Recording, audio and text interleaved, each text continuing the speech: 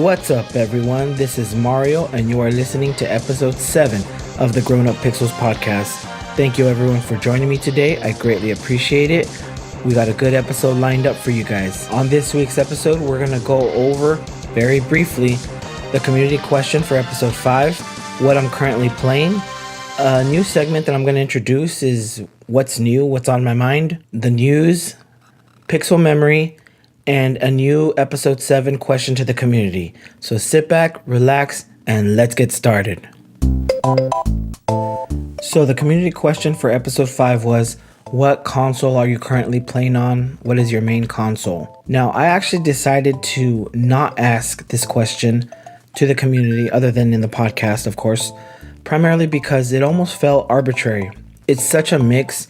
A lot of people who listen to the podcast have multiple consoles, whether it be PC and Nintendo, PlayStation and Nintendo, Xbox and Nintendo, or PC and PlayStation. So I decided that the question wasn't as important, so I actually didn't put it out to Facebook or Twitter this time around. But if you want to know what consoles I'm currently playing on, PlayStation, Nintendo Switch. Those are my two systems right now. So what am I currently playing? I'm currently playing Resident Evil 5 Mercenary Mode, probably the most. It's been about 2 weeks since I've played Yakuza 6, and I haven't touched my Switch in a while, and I've been wanting to go back and play Xenoblade Chronicles 2. That's the last game I left off on, and it's just been really busy and haven't gotten to play that much. Resident Evil 5 Mercenary Mode is just quick arcade type of game, so it's perfect to play literally for like 10 minutes, 20 minutes, and be done. But it's like action packed, you know? So yeah, I've only been playing that. Not too exciting this week. So for the new segment, I don't actually have a name for, but I want it to be like, what's new in my life? What's been wandering in my head? You know, those kinds of things. If you can think of a segment for this, like, what's new part of the podcast, hit me up on Twitter or Facebook. Let me know, just message me, and I'm open to suggestions. So for this new segment, a couple new things. My baby boy is actually due today. Today is May 14th, 2018. And yeah, he's due today, but there's no signs that he's coming right now. So here I am. That's probably been the biggest thing. In gamer related things, two things primarily. One, I've been wanting to go back to play my Nintendo Switch.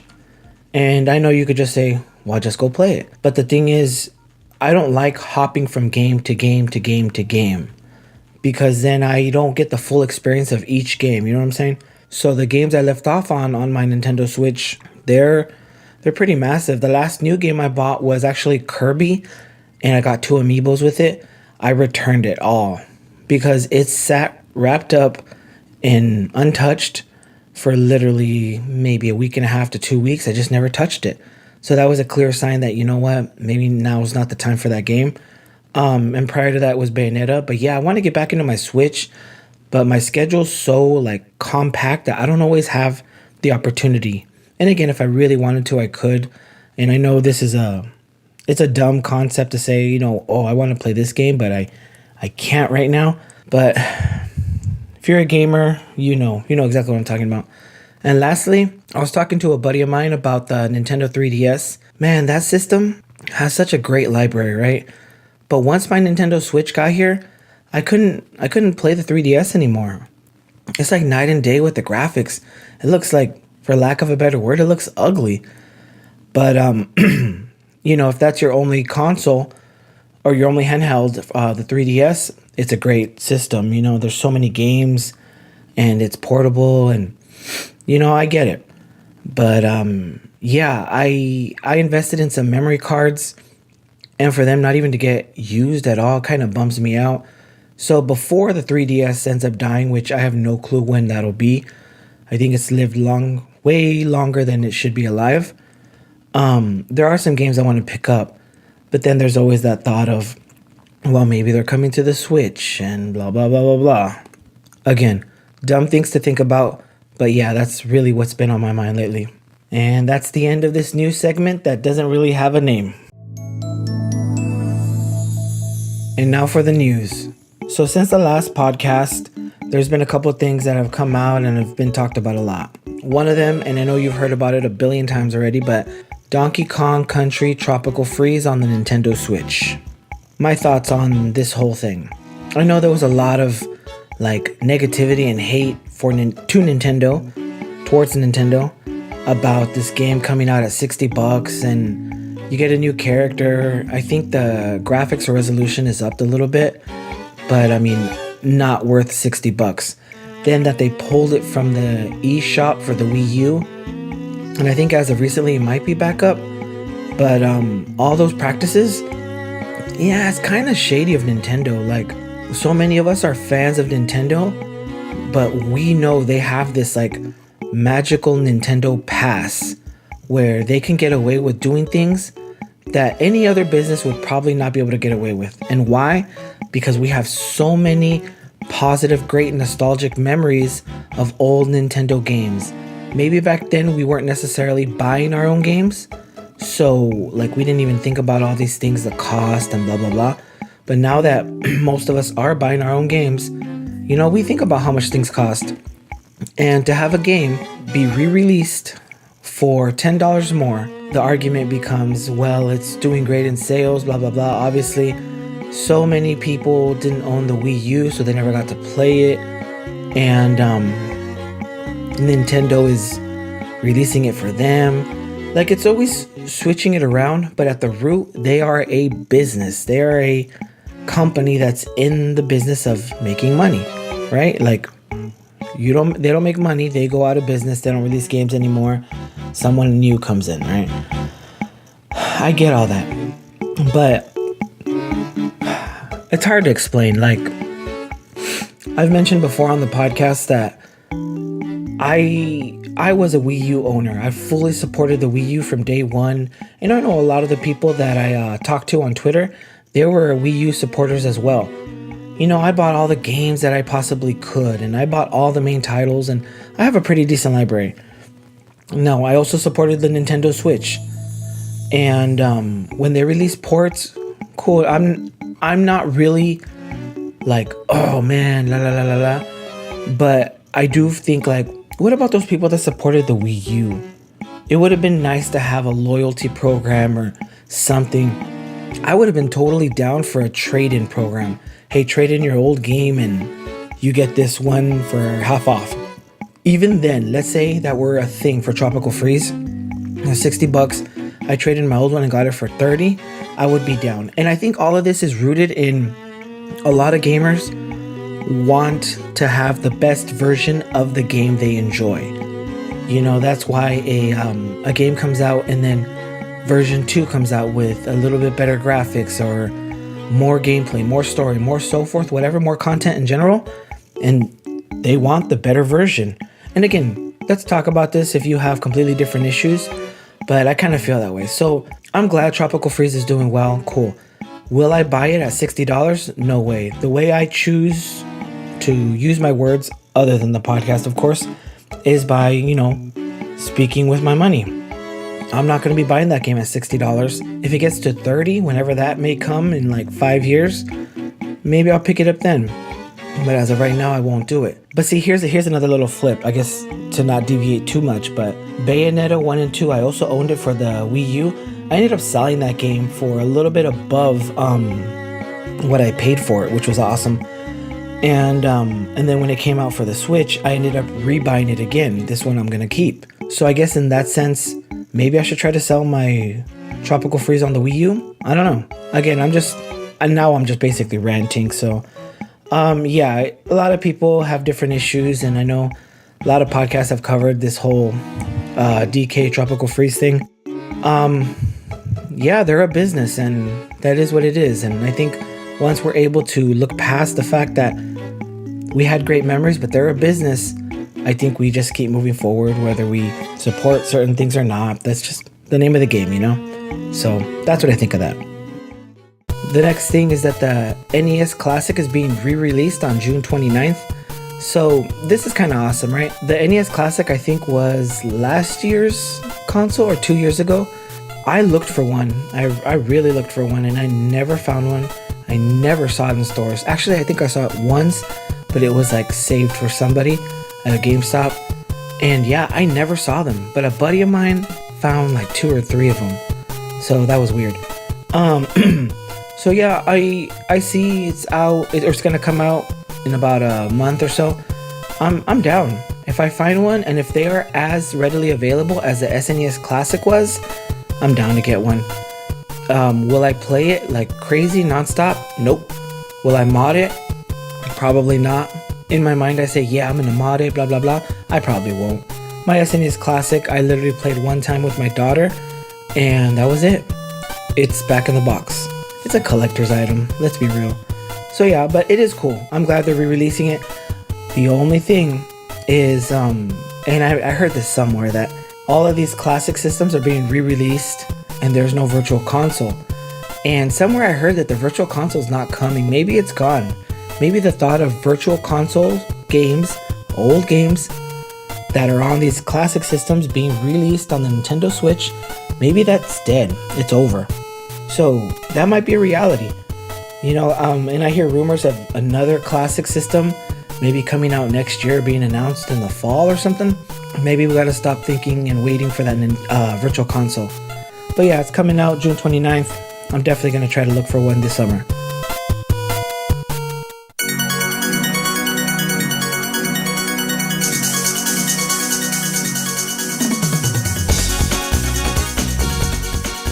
So on to the next thing.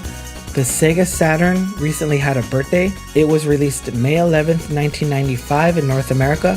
So that would make it 23 years old. And yeah, that's crazy to think of the Sega Saturn being that old already. You know, the 90s literally feel like yesterday to me. So I want to share some of my memories with it. The Sega Saturn I actually never owned up until literally I was maybe, I don't know, 19 years old or so. 19 or 18. So maybe 2003, 2004 is when I got my Sega Saturn. I bought it off a buddy of mine for like 40, 50 bucks. And I was pumped for it, like beyond excited. And I bought, the only game I wanted was Nights into Dreams, which I got on eBay for $20, sealed, brand new. This game had never been opened, and it had that special controller with it too. Awesome. So once I bought it myself, I did end up buying more games online. I bought Sonic R. I know, I bought it. Sonic R.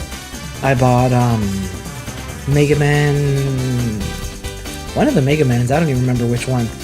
And I have it somewhere around here. I don't know where it is. I think I only bought like 2 or 3 games, because at that point, there's no point in buying more Sega Saturn games when they've all been released for other systems and they're better ports and so forth. But at that time, Nights was the only game I wanted because it hadn't been released anywhere other than on the Sega Saturn. When the Dreamcast came out, I was always waiting for that new Nights game, a port or so forth. Never came. And then once it came to the PS3, I got it right away. So yeah, a lot of my experience with the console came from playing at a buddy's house, and I think he let me borrow it at some point. I played everything. I played the Virtua Fighter games, Daytona games. I played them all. I love Sega in that sense, and I've said it before, I'm a sucker for Sega. It just feels like the arcade, or it felt like the arcade back then. You know, and arcades were still a thing, so it was cool to play that game at your house. And that's even more so for the Sega Dreamcast, but we'll talk about that later. We'll talk about that on September 9th. I remember fighting Vipers. That was a rental. And so now that I'm talking about it, most of the games I played were like first party titles, and they were fighting games, racing games, so they were arcade type. And yeah, I just really liked the system, and I was blown away when I found out you could listen to music on the console. That was like next level for me. And yeah, I turned 23, so happy belated birthday, Sega Saturn.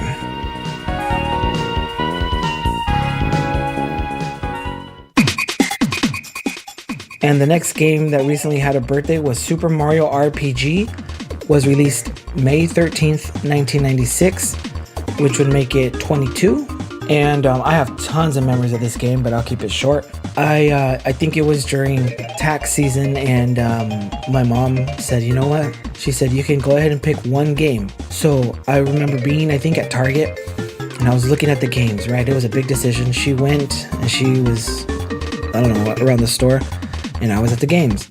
So I'm looking around, and I finally narrow it down to either Super Mario RPG, which was like a new game I didn't know anything about, or Chrono Trigger, which I had rented from Video Depot multiple times.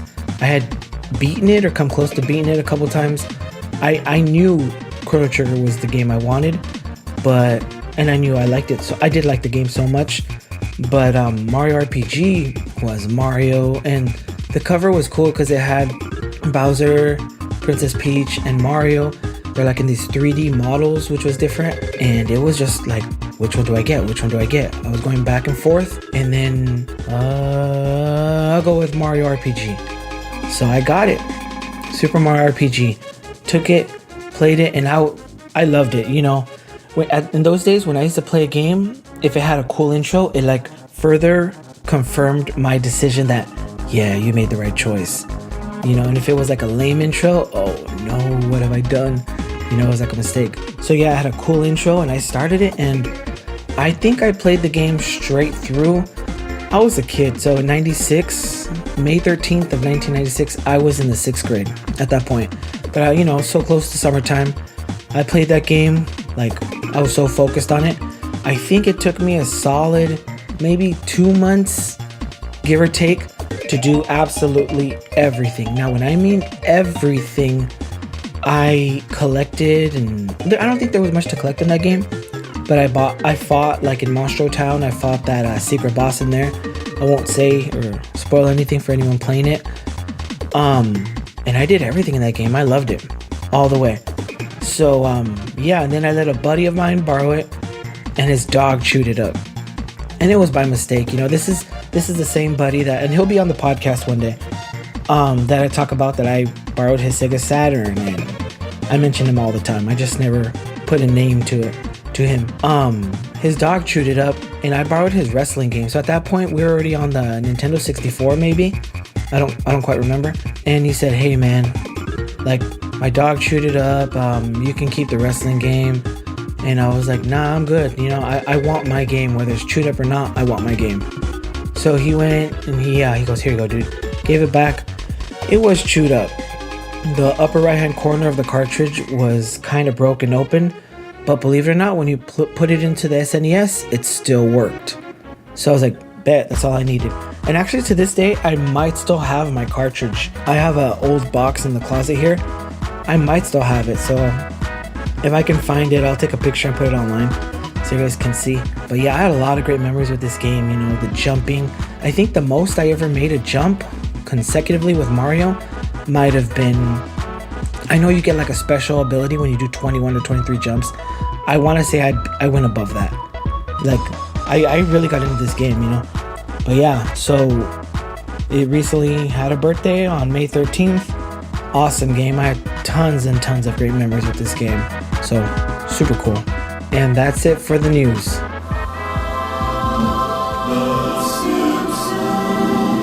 This week's Pixel Memory comes from the Simpsons Arcade Game. So, my history with this game is I used to go to this mall in my hometown. The arcade there, they had the Simpsons Arcade Game. And it was the 4 players, and you know, you can be Bart, Homer, Lisa, or Marge. And I would go in and I would just play, right? I think the first time I ever played it, I knew I was going to be Bart. I was Bart or Homer, and then I would be Lisa or Marge. Marge was always my last choice. Yeah, I would play the game, and it was just like the other arcade games at the time, just like the X-Men arcade game, just like the Ninja Turtles arcade game, just like the Avengers arcade game. You know, it was 4-player, simultaneous, play with strangers, and it was cool. And the Simpsons voices were all authentic, and it was just a fun game. You know, it looked like the cartoon, just in video game form. And so my unique pixel memory of the game is kind of crazy. So I was at this arcade, and I think I ran out of money, but I would still hang out. And I was with a buddy of mine. I would hang out around the arcade, and we would look at other people play games and talk to people and stuff. And sometimes we'd get free games. One day, I happened to be, my buddy was playing a game, and I was sitting on this like chair somewhere in the arcade. And I was just kind of watching people and just hanging out. And there's this guy or two guys that are playing the Simpsons Arcade Game. And, they're just playing through the game, whatever. And this little kid happens to be walking, maybe crawling, I don't quite remember, but I just remember it was a little kid, maybe 3 years old, give or take, maybe 4. And is walking right under them, kind of, where you put in the tokens. So this kid, somehow, some way, that little door for the tokens was open. And the little kid just happened to open it. So this kid opens it, and all I see is this little tiny trash can. Not even really tiny, but a little tiny plastic bin that looks like a trash can for like a restroom, full of tokens, right? Full of them. And this little kid is not strong enough to pick up the tokens, but starts to pull on this bucket of tokens. And these guys are playing, right? And they're like, what's this little kid doing here? Like, they don't know who this kid is, but this little kid is in their way. And they look down like, what the, kind of, because the kid's kind of stepping on their feet and stuff. And I'm watching this whole thing. I'm just watching. And I was in elementary school, I think. And so once these guys look at what this kid is doing, this kid happens to knock over the entire little tub or trash can of tokens over the arcade cabinet or whatever it was, and they just started falling like on the floor, basically right there on the arcade floor. And these guys look down, they see all of these tokens, and they run. They just let go of their game. They start grabbing handfuls and handfuls and handfuls. And then I look, everyone around them that sees this happening grabs handfuls and putting them in their pockets, using their shirts as like little nets, and just literally taking as much as they possibly can. People are running off with all these tokens, and then finally some guy comes and he stops it all. I want to say that, people easily left with $30 and up worth of tokens. I mean, crazy amount, pockets full, everything. So I watched the whole thing. I was like, whoa. And then I leave, and of course, my buddy is already outside.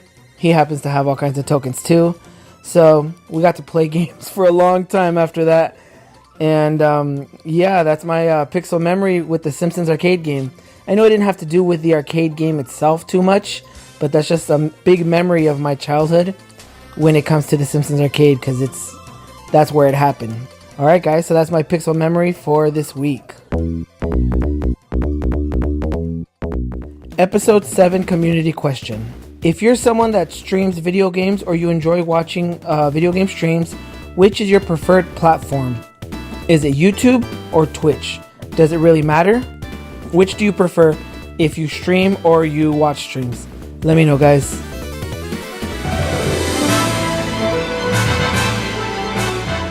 Alright everyone, so that's the end of the Grown Up Pixels podcast, episode 7. Thank you everyone that listened through the whole podcast. I believe this is one of the longer episodes, and just had a lot to talk about in this episode. And if you listen through the whole thing, I really appreciate you. And hit me up on Facebook or Twitter, my website, Instagram. Hit me up on any social media, and just let me know what you think of the show. Again, the Grown Up Pixels podcast could be found on iTunes, Google Play Music, Stitcher, Spotify, Anchor, SoundCloud, YouTube, and the Facebook Grown Up Pixels page. That's 8 platforms right there. It could be found everywhere. Make sure you subscribe, leave me a comment. I want to know what you guys think of the show so far. I know I've been changing the formats and mixing it up. As I probably mentioned already, you can find Grown Up Pixels on Instagram at Grown Up Pixels, Twitter at Grown Up Pixels, and we have a YouTube page and a Facebook page. Also, you guessed it, Grown Up Pixels. And that's it, guys. So thank you everyone for joining me. Episode 7 of the Grown Up Pixels podcast. I'll see everyone next time. Peace.